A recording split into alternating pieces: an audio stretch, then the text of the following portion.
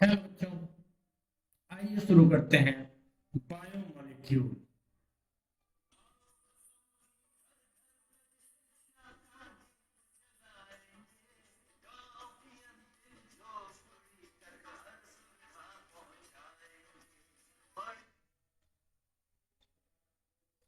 चलता रहूंगा पथ पर। चलता रहूंगा पथ पर, चलने में माहिर बन जाऊंगा। या तो मंजिल मिलेगी या अच्छा मुसाफिर बन जाऊंगा। इस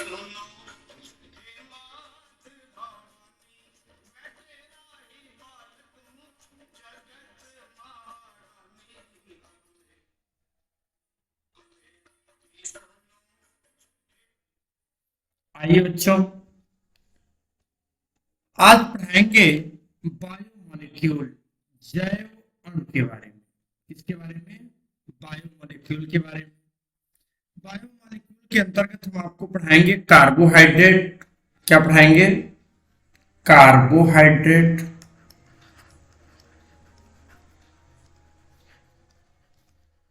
कार्बोहाइड्रेट,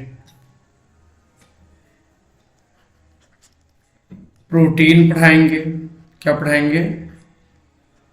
प्रोटीन पढ़ाएंगे। विटामिन्स पढ़ाएंगे। क्या पढ़ाएंगे? विटामिन्स पढ़ाएंगे। मिनरल्स पढ़ाएंगे। ठीक है, तो आइए देखते हैं कार्बोहाइड्रेट में है क्या क्या, या जैव अणु में क्या है। प्रत्येक जैव तंत्र स्वयं वृद्धि करता है, अपनी आयु के अनुसार विद्यमान रहता है और स्वयं का पुनर्जनन करता है। स्वयं का पुनर्जनन करता है। किसी भी जैव तंत्र की विशेष और आश्चर्यजनक बात यह है कि यह जैविक परमाणुओं और अणुओं से मिलकर बना होता है। यह अजैविक परमाणुओं और अणुओं से मिलकर बना होता है। ये जो बायोमोलिक्यूल है वो नॉन बायोलॉजिकल, अजैविक, नॉन बायोलॉजिकल अणुओं से, एटम या मॉलिक्यूल से मिलकर बना होता है।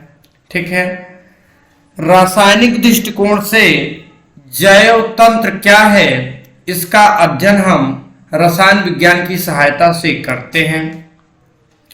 मुख्यतः सजीव पदार्थ में कार्बनिक अणु ही जैव अणु कहलाते हैं। क्या कहलाते हैं? जैव अणु कहलाते हैं। जैसे अगर हम बात करें ग्लूकोज की, किसकी बात करें? ग्लूकोज की बात करें, क्या होता है फॉर्मूला?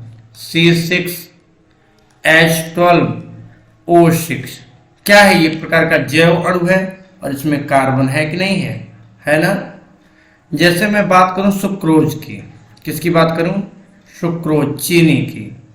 सुक्रोज की बात करूं तो C12H22O11 क्या है?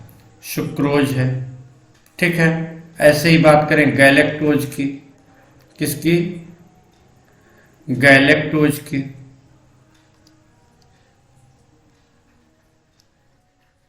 गैलेक्टोज, गैलेक्टोज की बात करें तो इसका फार्मूला C6H12O6। ठीक है, ये एल्डिहाइडिक शुगर है और गैलेक्टोज कीटोनिक शुगर है। ठीक है, आइए आगे बात करते हैं।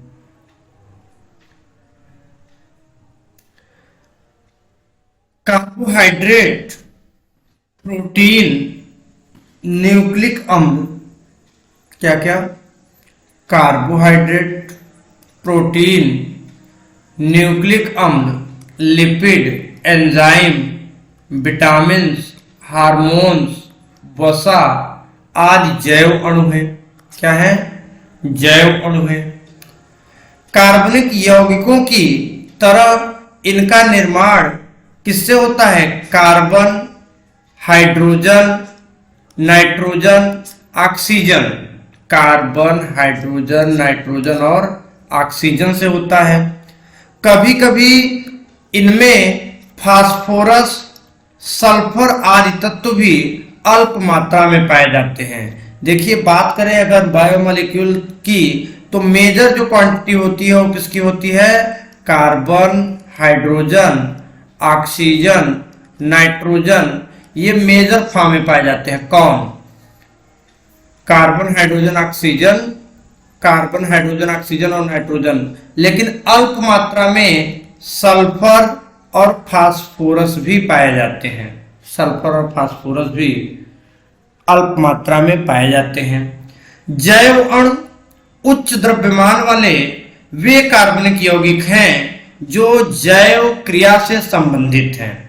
दूसरे शब्दों में कह सकते हैं कि जैव अणु वे जटिल कार्बनिक यौगिक हैं जो जीव द्रव्य का निर्माण करते हैं। किसका निर्माण करते हैं? जीव द्रव्य का निर्माण करते हैं। इंग्लिश में इसे कहते हैं प्रोटोप्लाज्म। क्या कहते हैं?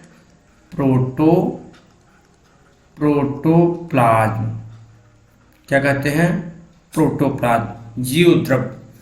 इसी को हेक्सले नामक वैज्ञानिक ने जीवन का भौतिक आधार भी कहा है। यही जीव द्रव्य है जो क्या है? जीवन का भौतिक आधार, physical basis of life. Physical basis of life, ये जीवन का क्या है? भौतिक आधार है। जीवधारी की वृद्धि अनुरक्षण के लिए आवश्यक होता है। कार्बोहाइड्रेट, प्रोटीन हमारे भोजन के आवश्यक अवयव हैं। क्या हैं? आवश्यक अवयव हैं, नेसेसरी पार्ट है। क्या है? नेसेसरी पार्ट है, आवश्यक अवयव हैं। कौन कौन? कार्बोहाइड्रेट और प्रोटीन। कार्बोहाइड्रेट और प्रोटीन, ये क्या है? ये नेसेसरी अवयव है। ठीक है, आइए आगे बात करते हैं। जैव रासायनिक अभिक्रियाओं में कार्बोहाइड्रेट, प्रोटीन, न्यूक्लिक अम्ल, lipid, enzyme, vitamins, hormones, fat, वसा आदि जटिल यौगिक भाग लेते हैं। इन जटिल कार्बनिक यौगिकों के अणु को क्या कहते हैं? जैव अणु कहते हैं। इन्हीं जटिल कार्बनिक यौगिकों के अणु को जैव अणु कहते हैं, बायोमोलिक्यूल्स कहते हैं। क्या कहते हैं? बायोमोलिक्यूल्स। किसके अणुओं को? ये कार्बोहाइड्रेट, प्रोटीन, न्यूक्लिक अम्ल, लिपिड, एंजाइम, विटामिन, हार्मोन्स और वसा जैसे जटिल भाग के जो अणु होते हैं उन्हें क्या कहते हैं? जैव अणु कहते हैं। क्या कहते हैं? जैव अणु कहते हैं। आइए बात करते हैं कार्बोहाइड्रेट। कार्बोहाइड्रेट मानव आहार के प्रमुख घटक हैं। ये कार्बोहाइड्रेट जो है, क्या है? कार्बोहाइड्रेट मानव आहार के प्रमुख घटक हैं। क्या है? प्रमुख घटक हैं। ये जीव ऊर्जा के मुख्य स्रोत हैं। ये कार्बोहाइड्रेट एनर्जी का क्या है? मुख्य स्रोत है, प्राइमरी सोर्स है। कार्बोहाइड्रेट पौधों और जंतुओं दोनों में पाए जाते हैं। यह मुख्यतः पौधे द्वारा उत्पन्न किए जाते हैं। किसके द्वारा उत्पन्न किए जाते हैं? पौधों के द्वारा। यह प्राकृतिक रासायनिक यौगिक का बृहत समूह है, बहुत बड़ा समूह बनाते हैं। यह कार्बन, हाइड्रोजन, ऑक्सीजन तत्वों से बने होते हैं। कार्बोहाइड्रेट के एग्जाम्पल में हम आपको बता ही रहे हैं कि जैसे ये है C6H12O6, किससे मिलकर बना है? कार्बन, हाइड्रोजन और ऑक्सीजन से मिलकर बना होता है। ठीक है, इसमें अधिकांश का सामान्य सूत्र क्या होता है? CxH2O होता है, जहां x और y क्या है? गुणांक है। इन कार्बनिक यौगिकों में हाइड्रोजन और ऑक्सीजन का अनुपात 2:1 होता है। किसका? हाइड्रोजन और ऑक्सीजन का। देखिए ऑक्सीजन, हाइड्रोजन 12 है तो ऑक्सीजन 6 है, 2:1 के अनुपात में है कि नहीं है। इन्हें पहले कार्बन के हाइड्रेट भी कहा जाता था, हाइड्रेट्स ऑफ कार्बन कहा जाता था। इसी कारण इनका नाम क्या पड़ा है? कार्बोहाइड्रेट नाम पड़ा है। कार्बोहाइड्रेट क्या है? Hydrates of carbon. क्या है? Hydrates of carbon, hydrates of carbon. ठीक है, आइए आगे चलते हैं। एग्जाम्पल की बात करें तो एग्जाम्पल कार्बोहाइड्रेट के होते हैं जैसे ग्लूकोज C6H12O6, इसी को C6H2O का होल 6 भी लिख सकते हैं। जब इसको खोलेंगे तो C6H12O6 हो जाएगा। जैसे सुक्रोज है C12H22O11, ये स्टार्च है ना, पॉलीसेक्राइड है। C6H10O5 क्या है? स्टार्च है।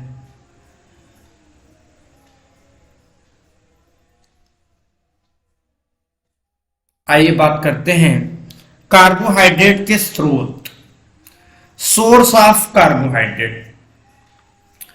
कार्बोहाइड्रेट के मुख्य स्रोत क्या है? पादप है। मुख्य स्रोत क्या है? प्लांट है। क्या है? प्लांट है। पादप इसके क्या है? मुख्य स्रोत है। जैसे में बात करें गन्ना, शुगर कैन, चुकंदर, शर्करा, चीनी तथा आलू, चावल, गेहूं, जौ, बाजरा, मक्का, ज्वार स्टार्च के मुख्य स्रोत हैं। फलों जैसे अंगूर, केला, आम तथा सब्जियां जैसे गाजर में भी कार्बोहाइड्रेट पाए जाते हैं। तो कार्बोहाइड्रेट कहाँ कहाँ पाए जाते हैं? गन्ना में पाया जाता है, चुकंदर में पाया जाता है, चीनी में पाया जाता है, आलू में पाया जाता है, चावल में पाया जाता है, गेहूं में, जौ में, बाजरा में, मक्का में, ज्वार में, ठीक है, अंगूर में, केला में, आम में तथा सब्जियों में जैसे गाजर में। ठीक है, हरे पादपों में कार्बोहाइड्रेट का संश्लेषण प्रकाश और क्लोरोफिल के उपस्थिति में कार्बन डाइऑक्साइड और जल से होता है। किससे होता है? कार्बन डाइऑक्साइड और जल से होता है। जैसे अगर हम बात करें तो ये क्या है? ये है कार्बन डाइऑक्साइड और ये क्या है? जल है। इसी से क्या हो जाएगा? कार्बोहाइड्रेट का निर्माण हो जाएगा। C6H12O6 ग्लूकोज बन जाएगा। रिएक्शन बैलेंस नहीं है, 6 से मल्टीप्लाई कर दीजिए। क्या कर दीजिए? 6 से मल्टीप्लाई कर दीजिए। कार्बन कितने हो गए? 6, ऑक्सीजन हो गए 12 और यहाँ ऑक्सीजन कितने हैं? फिर कुछ ऑक्सीजन निकाल दीजिए, O2 निकाल दीजिए। हाइड्रोजन बैलेंस नहीं है, यहाँ भी 6 से मल्टीप्लाई कर दीजिए। 6 दूनी 12 हाइड्रोजन हो गए। ऑक्सीजन कितने हो गए? 6 दूनी 12, 6 18, यहाँ 6 हैं तो यहाँ 6 से गुणा कर दीजिए। 6 दूनी 12, 6 18। इस प्रकार से रिएक्शन होती है। ठीक है, इसी क्रिया को क्या कहते हैं? प्रकाश संश्लेषण कहते हैं। इसी को क्या कहते हैं? फोटोसिंथेसिस कहते हैं, प्रकाश संश्लेषण कहते हैं। ये पेड़ पौधे करते हैं। बाहर से वातावरण से क्या लेंगे? कार्बन डाइऑक्साइड लेंगे। जमीन से क्या लेंगे? जल को लेंगे।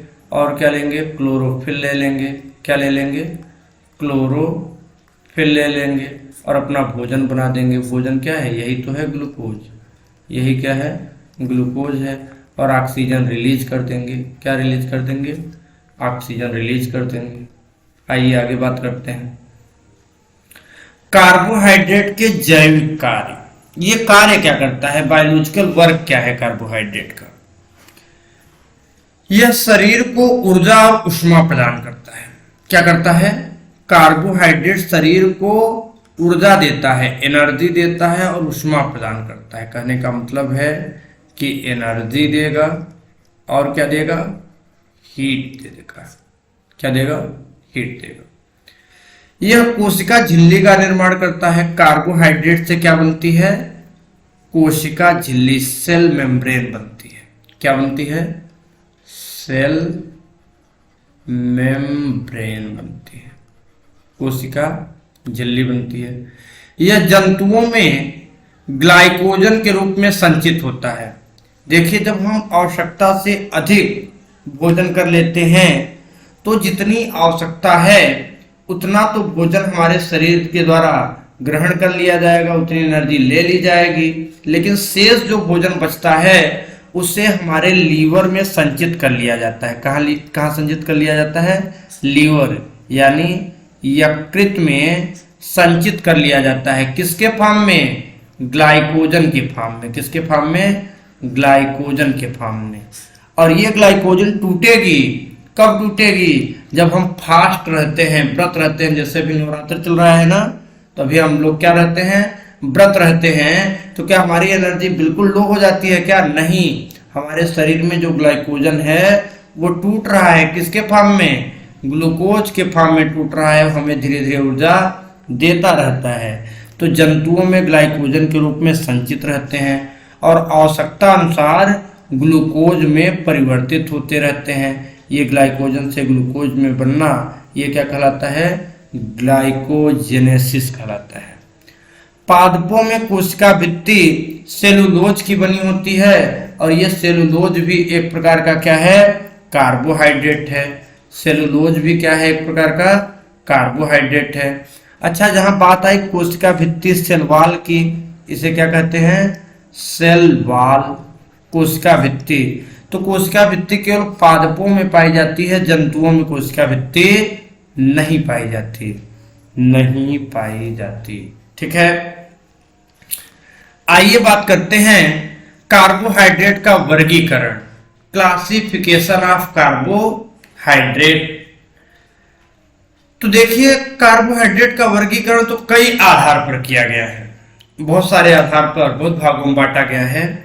हम यहां बात करते हैं जल अपघटन के आधार पर, on the basis of hydrolysis. क्या है?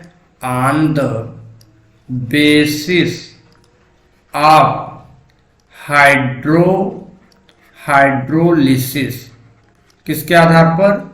हाइड्रोलिसिस के आधार पर। कार्बोहाइड्रेट को जल अपघटन में उनके व्यवहार के आधार पर मुख्यतः 3 भागों में बांटा जाता है। एक है मोनोसेक्राइड, डाइसेक्राइड और पॉलीसेक्राइड। डाइसेक्राइड को ओलिगोसेक्राइड के नाम से भी जानते हैं, जो आगे आपको बताया जाएगा। तो हम पहली हेडिंग डालते हैं मोनोसेक्राइड। क्या होता है? मोनोसेक्राइड को सरल शर्करा भी कहते हैं। क्या कहते हैं? Simple sugar. क्या कहते हैं? सिंपल शुगर, सरल शर्करा।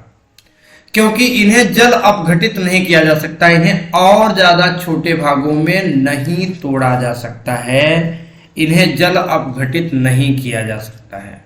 ठीक है, अतः वे पॉलीहाइड्रॉक्सी एल्डिहाइड अथवा कीटोन जिन्हें अधिक सरल यौगिकों में जल अपघटित नहीं किया जा सकता, वो मोनोसेक्राइड है। क्या है? मोनोसेक्राइड है। प्रकृति में लगभग 20 मोनोसेक्राइड ज्ञात हैं। कितने ज्ञात हैं? 20 मोनोसेक्राइड। कितने? 20 मोनोसेक्राइड।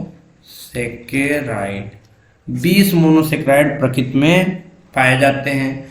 एग्जाम्पल की बात करें मोनोसेक्राइड का, तो एग्जाम्पल है ग्लूकोज, फ्रैक्टोज, गैलेक्टोज। सौभाग्य की बात यह है कि ये तीनों का ही फार्मूला सेम होता है, C6H12O6, यही फार्मूला है। मैनोज आदि ये क्या है? मोनोसेक्राइड है। क्या है? मोनोसेक्राइड है। ठीक है, आइए आगे बात करते हैं। अब इन्हीं मोनोसेक्राइड को ना एल्डोज और कीटोज, एल्डिहाइडिक शर्करा और कीटोनिक शर्करा के आधार पर 2 भागों में बांटा जाता है। जिनमें एल्डिहाइडिक ग्रुप पाया जाता है उन्हें एल्डोज शुगर, और जिनमें कीटोनिक होता है वो कीटोन शुगर कहलाते हैं। आइए हम बात करते हैं एल्डिहाइडिक शर्करा की। किसकी बात करते हैं? एल्डोज की। तो जिन मोनोसेकेराइड में हाइड्रॉक्सी समूह के साथ एल्डिहाइड समूह होता है उन्हें एल्डोज शर्करा कहते हैं। उन्हें क्या कहते हैं? एल्डोज। इसमें उपस्थित कार्बन परमाणुओं की संख्या के आधार पर एल्डोट्रायोज, क्या कहते हैं? एल्डोट्रायोज। फार्मूला होता है C3H6O3 ना, ये ट्रायोज है। एल्डोटेट्रोज, इसमें फार्मूला होता है एल्डोटेट्रोज, ये C4, क्या होता है? C4H8O4।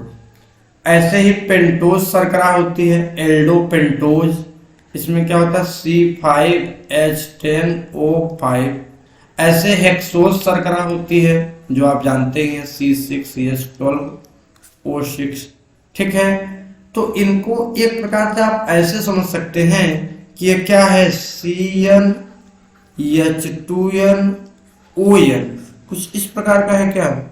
जितने कार्बन होंगे उतने ऑक्सीजन होंगे, उसके 2 गुने हाइड्रोजन होंगे। ऐसे होता है एल्डोज शर्करा। फिर बात करें कीटोज शर्करा की। किसकी बात करें? कीटोज शर्करा की। किसकी? कीटोज शर्करा। उनमें क्या होगा? ये है,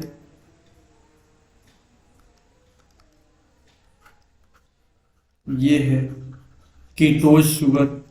कीटोज शुगर में क्या होगा? जिन मोनोसेक्राइड में हाइड्रॉक्सी समूह के साथ कीटोन समूह, कौन? कीटोन समूह जुड़ा होता है उन्हें क्या कहते हैं? कीटोनिक शर्करा कहते हैं। क्या कहते हैं? कीटोज कहते हैं। जैसे कीटो ट्रायोज, कीटो टेट्रोज, कीटो पेंटोज। कुछ नहीं होता, जो एल्डोज है उनमें क्रियात्मक समूह CHO होता है और जो कीटोन है उनमें CO होता है। दोनों का मॉलिक्यूलर फार्मूला सेम होता है। दोनों का मॉलिक्यूलर फार्मूला, अणु सूत्र क्या होता है? समान होता है। बस एक है एल्डिहाइडिक शुगर होती है और एक क्या होती है? कीटोनिक शुगर होती है। ठीक है, तो इस प्रकार मोनोसेक्राइड समाप्त हुआ। कल के लेक्चर में हम आपको पढ़ाएंगे ओलिगोसेक्राइड यानी डाइसेकेराइड। क्या पढ़ाएंगे? डाइसेकेराइड। ठीक है, तो इस प्रकार आज का लेक्चर समाप्त होता है। मिलते हैं कल आपसे, तब तक के लिए क्या? धन्यवाद। ठीक है, और वीडियो देखिएगा, कमेंट करिएगा कि अब विजिबिलिटी अच्छी है कि नहीं है। ठीक है, फिर हम आपको नेक्स्ट वीडियो में इसके आगे के लेक्चर लेके आएंगे जो आपके लिए बहुत सुविधाजनक सिद्ध होगा। ठीक है, तो आज की क्लास में समाप्त करते हैं।